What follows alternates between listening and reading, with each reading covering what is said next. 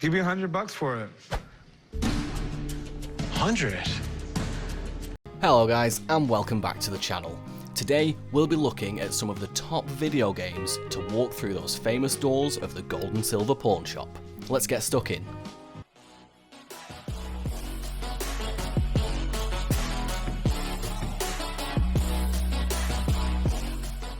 Up first, we have a box of collectible Nintendo Game & Watches. Nintendo produced its first video game console in 1997. At the time, American kids only spent 10 hours a week playing video games. Could you imagine that these days?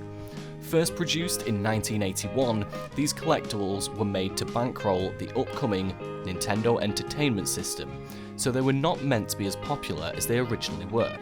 Still very collectible today, they don't bring in the megabucks, but a lot of gamers who collect the original handheld Game Boy want this to complete a collection. The seller starts with an opening offer of $500, and after a bit of bartering, the seller eventually walks away with $250. I think $250 is a good price for these games. With all the gamers we have coming into Vegas, I should be able to get $100 a piece for them. Up next, we have the Vectrex self-contained gaming system. Developed by Smith Engineering in the early 80s, this was a fully self-contained video console. In contrast to other video game systems available at the time, the Vectrex uses a monochrome CRT monitor, capable of displaying vector graphics without the need to be hooked up to a television set. The control pad is mounted to the base of the console and is detachable. Games came with colour overlays to compensate for the monochrome screen. A number of peripherals were also produced, such as a pair of 3D goggles known as the 3D Imager, alongside a light pen that allowed the player to draw on the screen. The system also comes with a built-in game, Mindstorm, playable even if a cartridge is absent. Despite being a commercial failure, the Vectrex was highly praised for its software library, graphical capabilities, and use of a built-in monitor. Several publications labelled it one of the best home consoles available at the time. The Vectrex is considered the first video game console to have a 3D-based peripheral.